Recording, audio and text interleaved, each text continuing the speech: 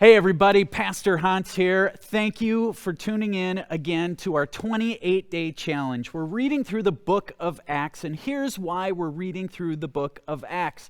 The book of Acts reminds us of what the church was meant to be, why the church exists at all. Folks, we are on chapter 10. You have made it through a third of the book of Acts. Way to go. Keep it up.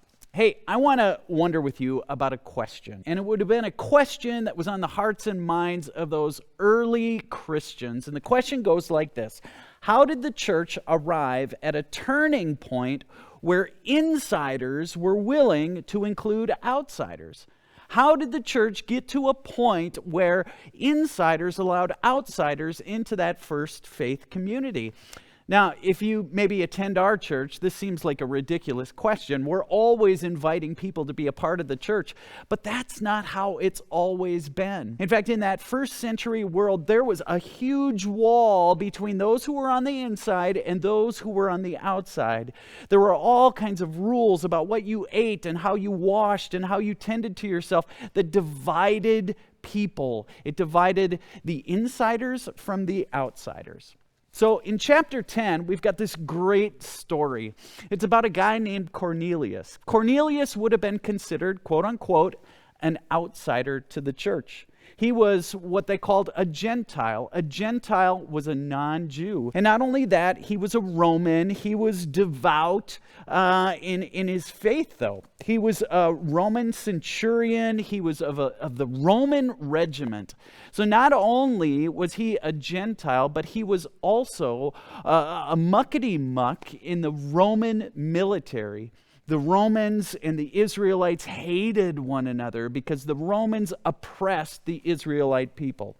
So he's a Gentile, he's a Roman, but it also suggests that he is a God-fearing man. He was a Gentile who came to know this God, an interesting character.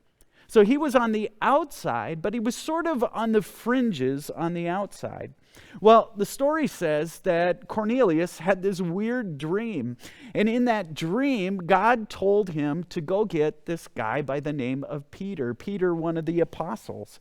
At the same time, Peter in this story has his own weird dream. And get this, it is very bizarre. It's about this sheet in his head that has scooped up all these animals. And they're not just any animals. They were animals that the Jewish people believed were unclean, unfit. You weren't supposed to eat those animals. See, this is one of those rules that discerns who's in and who's out. And in his dream, God said to him, go kill one of those animals and eat it. And of course, Peter's response was, no, we don't do that. But God said to him, don't call anything impure that God has made. Don't call anything I've made impure. Well, the story goes on, and the story says that Cornelius had his men go get Peter because he wanted to meet him. Now, Peter going to Cornelius' house, the house of a Gentile, that just didn't happen in that ancient world. Most faithful Jewish people, they would have been appalled at the thought of going not only to a Gentile's home, but this guy was a Roman. He was the worst of the worst. He would have been considered filthy. He would have been considered unclean, offensive, but he went to Cornelius' house. And when he got there, listen to what he said. Talking with him, Peter went inside and found a large gathering of people. He said to them, you are well aware that it is against our law for a Jew to associate with a Gentile or visit him. But God has shown me that I should not call any man impure or unclean. Remember his dream? Don't call anything impure that God has created. Later on, Peter would say these words, I now realize how true it is that God does not show favoritism, but accepts men from every nation who fear him and do what is right. Here's what I love about this story. Cornelius didn't have to change in order to be accepted. Do you know who changed? The insider.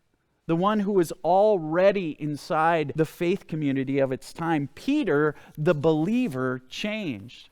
So think about our original question. How did the church arrive at a turning point where insiders were willing to include outsiders? Here's when it changed, when the insiders realized it was they who needed to be converted and not the outsiders.